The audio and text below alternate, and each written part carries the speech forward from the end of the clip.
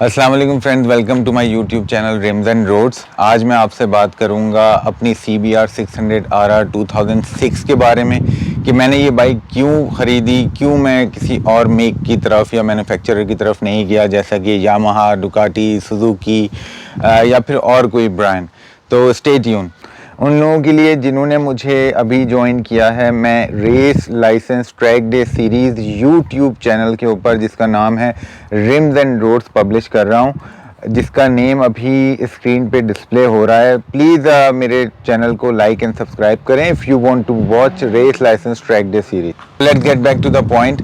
ये CBR 600 RR 2006 है। इसके रिव्यूज़ मैंने डिफरेंट वेबसाइट्स पे पढ़े थे, जैसे कि मोटरसाइकिल न्यूज़ है, MCN one of the most famous for reviewing motor bikes, और इसके अलावा बेनेट्स है, UK का बहुत बड़ी कंपनी है, बहुत बड़े मैगज़ीन है जो मोटर बाइक पे रिव्यूज़ करते हैं। इसके अलावा डिफरेंट अदर फोरम्स थे जहाँ पर मैंने CBR के ऊपर डिफरेंट रिव्यूज़ पढ़े, राइडर्स के भी पढ़े, एक्सपर्ट्स के पढ़े, डिफरेंट मैगज़ीन्स के पढ़े। तो इस बाइक की जो कॉम्पिटिटर बाइक्स हैं मार्केट में, वो मेन बड़े कॉम्पिटिटर्स हैं यामाहा R6 है 600 कैटेगरी के अंदर, और जिक्सर सुजुकी 600 है। तो इन सब के जब रिव्यूज़ पढ़े मैंने तो बहुत टाइट कंपटीशन है इन तीनों मैन्युफैक्चरर्स के दरमियान, और मेरे जैसे बिगिनर या इंटरमीडिएट लेवल के राइडर के लिए it's not easy to decide which one to go for. Deep dive किया मैंने एट सम पॉइंट जाके, और राइडर्स के रिव्यूज़ पढ़े, कुछ यूट्यूब वीडियोस देखी। उसके बाद भी फैसला करना बहुत ज़्यादा मुश्किल हो जाता है, क्योंकि एक मशीन के प्रॉस बहुत ज़्यादा हैं, दूसरी मशीन के प्रॉस उस भी अच्छे हैं, तीसरी मशीन के भी बहुत सारे प्रॉस हैं। फिर आप कौन की तरफ जाते हैं, मतलब डिसएडवांटेजेस और नेगेटिव देखते हैं, तो आपको इतना बड़ा फ़र्क नहीं रखता। बहुत टाइट कंपटीशन है। फॉर एग्जांपल ये CBR 600 RR 2006, इसका इंजन 117 bhp होंडा का क्लेम है उनकी वेबसाइट पे कि ये एग्जर्ट करती है, जबकि यामाहा R6 का जो मैक्सिमम bhp है 131 है जो यामाहा क्लेम करती है। इसकी टॉप स्पीड है ऑलमोस्ट 160 माइल्स पर आवर, और अराउंड 160-170 टॉप स्पीड जो है यामाहा की भी है। इसी तरह जिक्सर की भी सेम ही स्पेक्स हैं। इसकी हाइट है, इसकी overall stability, engine total torque जो ये डेवलप करती है, मिड रेंज पावर, लो रेंज पावर, और टोटल RPM जैसे इसके 15,000 RPM रेड लाइन पे आता है, 15,000 RPM, जबकि यामाहा के हैं 17 to 18,000 RPM। इसकी जो टैंक में फ्यूल कैपेसिटी है वो 18 लीटर है, यामाहा में 17.5 है। इसी तरह के छोटे मोटे डिफरेंसेस हैं, जैसे पावर शायद उसमें थोड़ी ज़्यादा है, इसमें थोड़ी कम है, स्टेबिलिटी इसमें थोड़ी ज़्यादा है, उसमें थोड़ी कम है। वेट इसका 163 kg है, उसका 161 है, बस 2-3 kg ऊपर नीचे है। टॉप स्पीड उसकी थोड़ी ज़्यादा है, इसकी थोड़ी कम है। इनिशियल्स में ये फास्टर है, वो थोड़ी कम है। लेकिन ये ऐसे डिफरेंसेस हैं कि ट्रैक के ऊपर रियली उस पॉइंट पे ये फ़र्क महसूस होता है जब आप बहुत ज़बरदस्त राइडर हैं, आपको 1 सेकंड या माइक्रो सेकंड के फ़र्क से दूसरे से आगे निकलना है, तो आप फिर ये देखते हैं यार कि 1 माइक्रो सेकंड का भी मुझे एज मिल जाए तो मैं उस बाइक पे जाऊंगा। लेकिन बीइंग अ बिगिनर राइडर और इंटरमीडिएट राइडर, जो MCN लिखता है या फिर जो बेनेट लिखता है, वो ये लिखता है कि होंडा ने ये बाइक ट्रैक बायस्ड मिसाइल के तौर पे बनाई है। मतलब ये एक ट्रैक के ऊपर दौड़ता हुआ एक मिसाइल या रॉकेट है। इसको बाकायदा ब्रांड ही इस तरह से किया गया, और ये फेमस भी इसलिए है कि ये ट्रैक रॉकेट के नाम से रोड पे मशहूर है। अच्छा, इसके ट्रैक के हवाले से बहुत अच्छे रिव्यूज़ थे, राइडर्स ने भी दिए हुए थे। हालांकि इसकी पावर यामाहा और जिक्सर से, सुजुकी से थोड़ी कम है, लेकिन ट्रैक पे स्टेबिलिटी और ट्रैक के हवाले से जो फीचर्स और जो पैरामीटर्स चाहिए होते हैं ये फुली कैपेबल है उसके लिए। और सेकंड थिंग जो देखनी होती है वो प्राइस रेंज देखनी होती है। ट्रैक के लिए बहुत सारी अच्छी बाइक्स हैं, इसके अलावा महंगी बाइक्स हैं, डुकाटी की ज़बरदस्त आती हैं, एप्रिलिया है, R6 की 2000 मॉडल है, या फिर इसका 2000 मॉडल है। लेकिन ये भी देखना होता है बजट क्या है। तो विद इन योर बजट एक अच्छी बाइक, मुनासिब बाइक चाहिए जिस पे आप इनिशियली प्रैक्टिस कर सकें और प्रोग्रेस कर सकें, एक्सेल कर सकें रेस लाइसेंस की तरफ। तो ऐसी मुझे कॉम्प्रिहेंसिव सा पैकेज चाहिए था जिसमें मेरे बजट के अंदर मुझे ऐसी चीज़ मिल जाए जिसमें मैं एक अच्छी सी बाइक खरीद सकूं, उसको मॉडिफाई भी कर सकूं, उसको सीख भी सकूं और इतनी महंगी भी ना हो कि इन केस ऑफ क्रैश वगैरह मैं बिल्कुल ही जो है वो बजट से आउट हो जाऊं। तो मुझे जो बाइक नज़र आई और जिसके रिव्यूज़ बहुत अच्छे नज़र आए, जिसके पार्ट्स भी सस्ते थे, एवरीथिंग अवेलेबल थी, मार्केट में बहुत ज़्यादा लोग इसको पसंद कर रहे थे और बहुत ज़्यादा राइडर्स जो हैं इसको ट्रैक के ऊपर, मैंने जो वीडियोस ट्रैक की शेयर की अपनी ट्रैक डे वीडियोस के अंदर, वहाँ पर आप देखेंगे कि बेइंतहा राइडर गैरेजेस के अंदर CBR लेकर बैठे होते हैं, क्योंकि CBR is one of the most easy to use, easy to handle, easy to maintain bike. आप इसको ओवर रेफ करें, प्रिसीशन बहुत है इंजन में, इसका इंजन बना ही, इनफैक्ट इस तरह की जो सुपर बाइक्स होती हैं उनका इंजन बना ही इसलिए होता है कि आप उसको ओवर रेफ करें, बियॉन्ड द लिमिट पुश करें, फर्स्ट सेकंड थर्ड इनिशियल्स में आप 15,000 RPM पे भी जाएं तो इंजन इसका ब्लो नहीं करता, क्योंकि इसका पर्पस ही हाई RPM के ऊपर इनिशियल गेयर्स के अंदर इसको भगाना है और चलाना है। तो बस ये कि इसकी मेंटेनेंस का ख्याल करना होता है, इसका ऑयल और इसकी अदर बिट्स का ख्याल रखना होता है। जो इसकी राइडिंग पोजीशन है वो रेस बाइक के हवाले से ही है, एरोडायनेमिक्स बेहतर बनते हैं इसमें। इस तरह की कोई भी बाइक है उसमें एरोडायनेमिक्स बेहतर ही बनते हैं, R6 हो, जिक्सर हो, डुकाटी पेनिगाली हो या फिर एप्रिलिया हो, what ever bike you go for. अगर वो रेस बाइक है, सुपर स्पोर्ट्स बाइक है, तो उसकी पोजीशन जो होती है वो इसी तरह से उसके ऊपर राइडिंग पोजीशन होती है कि अच्छी उसकी एरोडायनेमिक्स बने। इसके अलावा ये देखना होता है कि प्राइस रेंज सबसे अहम है, पार्ट्स इसके इजीली मिलते हैं, मेंटेनेंस जो है विद इन द बजट आती है या नहीं, और बिल्कुल ही ट्रैक के ऊपर फंसना हो और बिल्कुल और इतनी ज़्यादा हैवी भी ना हो कि वो जो इंटरमीडिएट और बिगिनर लेवल का राइडर स्किल का बंदा है, राइडिंग स्किल्स का जो इंसान है, मेरी तरह का एक राइडर है, उसकी कंट्रोल से ही बाहर निकल जाए।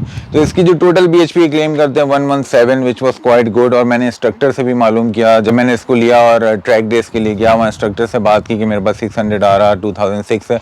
उन्होंने कहा, सब ने कहा, 2-3 से बात की, बहुत अच्छी चॉइस है as a beginner, as an intermediate rider. आपने अगर इसको चूज़ किया है बहुत अच्छी है, क्योंकि इसकी जो पावर डिलीवरी इतनी ज़्यादा भी नहीं है कि आउट ऑफ कंट्रोल हो, कि फ्रंट व्हील जो एयरबोर्न हो रहा है और बार बार आपको रेयर ब्रेक्स यूज़ करने पड़ रहे हैं अपने फ्रंट व्हील को ज़मीन पे रखने के लिए। इतनी पावरफुल होती हैं बाइक्स, मतलब R1 है या फिर डुकाटी की बाज़ मॉडल्स हैं जिस जो 210 और 215 BHP एग्जर्ट करती हैं, उनका अगला टायर ज़मीन पे रखना बहुत मुश्किल हो जाता है। लेकिन ये कि ये विद इन द लिमिट, मतलब ये बहुत कंट्रोल में रहती है बाइक, ऐसा नहीं है कि बस हाथ से ही निकल रही है, फियर आ जाए चलाते हुए बाइक को, तो बहुत ही कंट्रोल्ड है। बाकी इसकी ब्रेकिंग, रेडियल ब्रेक्स इसमें दिए हुए हैं, बहुत ज़बरदस्त ब्रेकिंग है इसकी। तो अभी तक मैंने 5 ट्रैक डेज किए हैं, मेरा ख्याल है for beginner, for intermediate rider बहुत ज़बरदस्त बाइक है। अभी तक मुझे इससे कोई शिकायत नहीं है। इसकी पावर डिलीवरी अच्छी है, फर्स्ट सेकंड थर्ड गियर में with in fraction of seconds और विद इन फ्यू सेकेंड ये 130-40 ईजिली पकड़ लेती है। और मेरे साथ जब R6 वाले होते हैं, R1 वाले होते हैं, साथ में चला रहे होते हैं और मैं फर्स्ट सेकंड थर्ड इसका ओवर रेफ करता हूँ और लिमिट तक पुश करता हूँ, लिटरली वो उनके लिए इजी नहीं होता उस टाइम, जो है ना, मुझे राइड पास करना है, मेरे से आगे निकलना। लेकिन क्योंकि मैं अपनी स्किल्स में अभी ये कि डेवलप कर रहा हूँ और लर्न कर रहा हूँ, तो डेफिनेटली वो कॉर्नर्स अच्छे होते हैं, उनकी ब्रेकिंग ज़्यादा अच्छी होती है, तो वो आगे इवेंचुअली निकल ही जाते हैं। लेकिन जो जब स्ट्रेट के ऊपर मैं होता हूँ तो it was not too easy for R6 और R1 to beat this bike. As वो लेते हैं अपनी राइडिंग स्किल्स का, कॉर्नर्स के ऊपर और ब्रेकिंग के ऊपर, और अदर जो पैरामीटर्स हैं, अदर जो स्किल्स हैं उनकी, वो ज़्यादा पॉलिश्ड हैं, तो वो डेफिनेटली आगे निकलते हैं। इट डिपेंड्स कि राइडर कितनी अच्छी प्रैक्टिस कर रहा है। अच्छा, जब मैंने मालूम किया इंस्ट्रक्टर से कि यार ये बाइक अच्छी है, लेकिन मेरे साथ जो थी वो R6 थी, इजीली वो मुझे बीट कर रहा था, तो वो मुझे कह रहा था it's not about the bike, it's about the rider. उसने मुझे बोला कि आप मुझे 250 सीसी दो, आप 600 पे आ जाओ, आप मुझे नहीं पकड़ सकते, क्योंकि I live on the track, I have been on the track since 20 years. आप मुझे कैसे बीट कर सकते हो? भले आप 1000 भी ले आओ, मैं 300 से आपको बीट कर दूंगा। हाँ, ये बात है कि अगर स्ट्रेट्स हैं, लंबा हाफ माइल का स्ट्रेट है, मैं first gear, second gear, third gear over rev करके उससे आगे निकल जाऊंगा, लेकिन इवेंचुअली जहाँ पे कॉर्नर आएंगे वो मुझे मार देगा वहाँ पे वो मुझे बीट करेगा। तो ये मेन रीजंस थे। एक तो रिव्यूज़ थे, राइडर्स के रिव्यूज़ थे, इजी टू हैंडल मैन्युफैक्चरिंग इसकी और इसके पार्ट्स, इसकी बजट, हर चीज़ पे ये पूरी उतर रही थी। इस वजह से मैंने CBR 600 RR ली। और जब मैं अब 5 ट्रैक डेज कर चुका हूँ, कई 100 राइडर से मिल चुका हूँ, कई इंस्ट्रक्टर से मिल चुका हूँ, तो I am really happy with my decision कि ये बहुत अच्छा डिसीजन था as a beginner rider, as an intermediate rider, इस बाइक पे अपने करियर को स्टार्ट करना, अपनी ट्रैक राइड स्किल्स को डेवलप करना और अपनी ट्रैक राइड जर्नी को स्टार्ट करना बहुत ही अच्छा हुआ और बहुत हैप्पी हूँ। लेकिन this is not the end. अभी मैं इसको पूरा कन्वर्ट करूँगा, ट्रैक डेडिकेटेड बनाऊँगा, अच्छी से चलाऊँगा। उसके बाद मैं R6 पे, जिक्सर पे, डुकाटी पे, सब पे प्रैक्टिस करूँगा और सबका अलग अलग रिव्यू भी दूंगा कि मेरे ख्याल से ये बाइक कैसी रही और मैंने इस बाइक में और दूसरी बाइक में क्या क्या डिफरेंसेस देखे। तो एक 360 कर लेते हैं इस बाइक की। 163 kg इसका ड्राई वेट है, 18 लीटर का इसका टैंक है। इसके अलावा इसके मीटर देख लेते हैं क्या क्या है उसके अंदर। तो ये है मेरी CBR 600 RR 2006 movie star theme. मैं क्विक सा एक इसका 360 कर लेता हूँ। ये सारे स्टिकर्स लगे हुए हैं सामने जो मैंने ट्रैक डेज किए हैं। ट्रैक डेज पे जब रजिस्टर होते हैं वहाँ पे तो वो स्टिकर देते हैं जो बाइक पे लगाना होता है। अभी ये ट्रैक डेडिकेटेड नहीं बनी है, इसको मैं ट्रैक डेडिकेटेड बनाऊंगा over the passage of few months. Almost इसकी जो रेंज है फुल टैंक के ऊपर वो 135 माइल्स पर टैंक। ये डिपेंड करता है आप ट्रैक के ऊपर हैं या रोड के ऊपर हैं और किस तरह से चला रहे हैं। ज़्यादा भी हो सकती है, कम भी हो सकती है, बट ऑन एवरेज जो वेबसाइट पे होंडा ने दिया हुआ है वो 135 माइल्स है पर टैंक। और इसके अलावा MPG है इसकी माइल्स पर गैलन 35 ऑलमोस्ट। इसको स्विच ऑन कर लेते हैं क्विकली और देख लेते हैं कि इसके मीटर में क्या क्या है। तो स्पीडोमीटर है, ऑडोमीटर है, फ्यूल गेज है लेफ्ट पर। इसको मैं क्विकली स्टार्ट करता हूँ।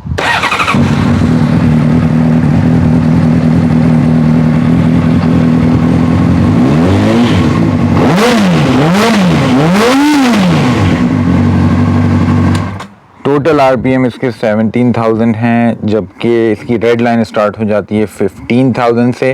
15,000 से ऊपर रेफ करें तो इसका लिमिटर किक इन करता है और उसको कट ऑफ कर देता है। Limiter is a safety feature, आप चाहें तो उसको निकाल भी सकते हैं, लेकिन it is always recommended to have limiter. तो ये था आज का quick review about my CBR 600 RR 2006। मैंने इसको क्यों लिया और उसकी क्या वजूहत थी। ट्रैक के ऊपर इसके क्वाइट फ्यू रिव्यूज़ मैंने बनाए हैं, वो मैं शेयर करता रहूँगा अपने YouTube channel rims and roads पे। Please like and subscribe my YouTube channel. और आज का ब्लॉग मैं यहीं ख़त्म करता हूँ। अपना बहुत ख्याल रखिए। नेक्स्ट ब्लॉग तक के लिए take care and ride safe.